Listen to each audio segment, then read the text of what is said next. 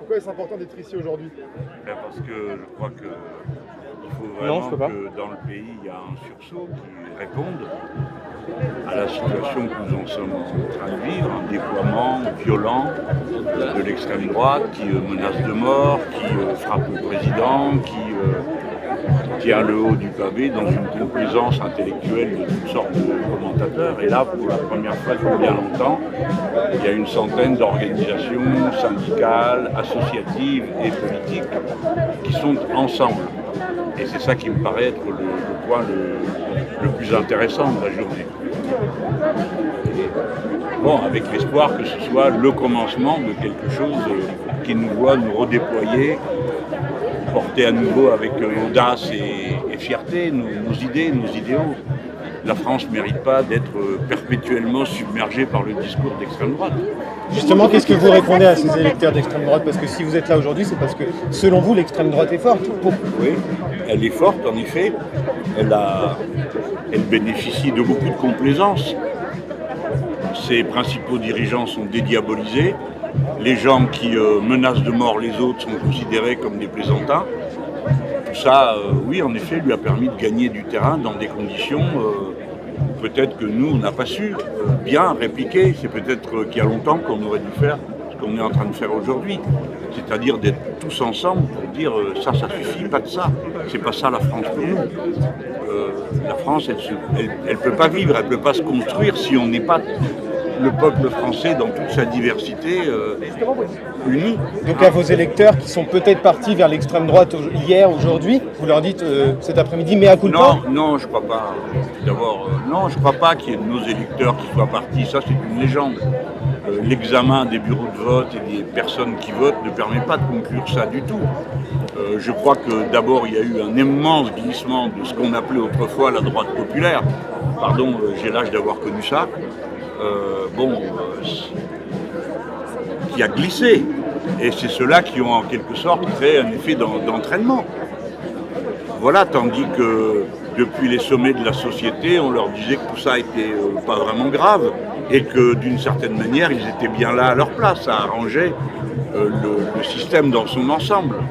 Au demeurant, quand les intellectuels d'extrême droite ont été flattés comme ils l'ont été par le président Macron quand il a dit que Pétain était un grand militaire et Maurras un grand intellectuel. Voulez-vous, en France, on ne parle pas comme ça quand on est le président de la République. Donc tout ça a fait une espèce de banalisation qui a donné prise qui a permis que s'étale une manière de faire et puis qui arrange, pourquoi? Parce que pendant qu'on parle de ça, on ne parle pas du reste. Toutes les questions sociales, toutes les questions environnementales, tout a l'air d'être passé au second plan parce que les questions que l'extrême droite a installées occupent le devant de la scène d'une manière totalement disproportionnée. Ça peut être ça le ciment de l'union de la gauche. Ça peut être ça le ciment de l'union de la gauche maintenant. Écoutez, je vais vous dire, le problème c'est pas l'union de la gauche, pardon, je veux dire, c'est l'union des syndicats, des associations. C'est pas que la gauche au sens politique du terme, parce que là, il y aurait beaucoup de travail à faire, hein, et on le voit bien. Non, je crois que c'est le point de départ peut-être d'une coalition pour que les gens se disent mais non, la principale question qui m'occupe dans la vie, c'est pas les musulmans, c'est pas la sécurité, c'est ma feuille de paye, c'est mon emploi, parce que c'est ça les problèmes de la vie des gens. Le reste, c'est un objet artificiel qui a été mis dans leur vie. Mais aujourd'hui, ce n'est pas l'occasion d'avoir une photo de toute la gauche unifiée ici. Je sais pas, je ne suis pas photographe, je ne peux pas vous dire. Vous avez été menacé ouvertement cette semaine. C'était important pour vous d'être ici aujourd'hui Oui, dans la rue? D'abord, c'est la première fois qu'on voit une chose pareille en France. Au point que ça réagit un petit peu partout dans tous les pays du monde qui sont sidérés de voir ça. Non, ce n'est pas banal de voir quelqu'un vous annoncer qu'il va vous tirer dans la tête et vous poignarder. Et voir passer derrière des gens qui disent bon c'est une blague, voire même chose plus traumatisante pour nous, dire que c'est eux qui ont inventé ça pour faire diversion. Mais enfin, qui est-ce qui fait diversion avec un sujet pareil? Nous sommes des êtres humains, nous sommes comme tout le monde. Donc des menaces pareilles, oui, font peur, il faut dire les choses comme elles sont. Et donc nous sommes obligés de prendre des précautions, de vivre d'une autre manière. Et tout ça est alarmant parce que vous savez comme moi que entre celui qui va raconter ses sottises, faire le pitre avec un fusil, des couteaux, expliquer comment on peut acheter des fusils, et puis telle ou telle personne un peu dérangée, le danger est grand pour nous. Oui, c'est bon, évidemment ici, pour moi, c'est satisfaisant de voir que ce qu'ont entrepris nos amis, parce qu'il faut le dire, hein, ça a reposé sur peu de monde, une manifestation comme celle-là. Qu'est-ce que la gauche doit faire pour éviter le duel Macron-Le Pen au second tour? Eh ben, ne voter ni pour l'un ni pour l'autre. Et comment vous pouvez inciter les gens à ne pas voter pour eux et à aller vers la gauche? En leur proposant un programme qui corresponde à ce qu'ils voudraient voir dans leur vie.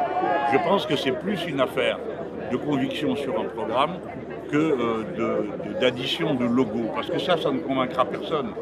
Ce qui convaincra tout le monde, c'est est-ce qu'on est capable de faire avancer telle ou telle idée qui compte. Là, par exemple, la question de la retraite va venir.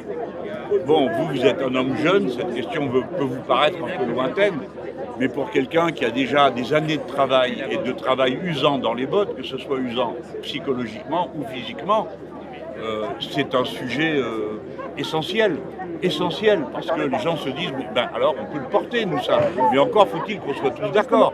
C'est pas moi qui ai allongé les années de cotisation à la retraite, c'est pas moi qui ai porté la retraite à 62 ans. Hein. Donc vous voyez, ça... Il faut aussi une gauche unie. Est-ce que vous regrettez par exemple cet après-midi que Fabien Roussel ne soit pas là? Non, je ne vais pas rajouter de... Non, moi je ne veux pas faire d'histoire. La gauche unie, tant mieux si elle l'est, et puis sinon, il faut faire sans. Est-ce que vous proposez, M. Mélenchon,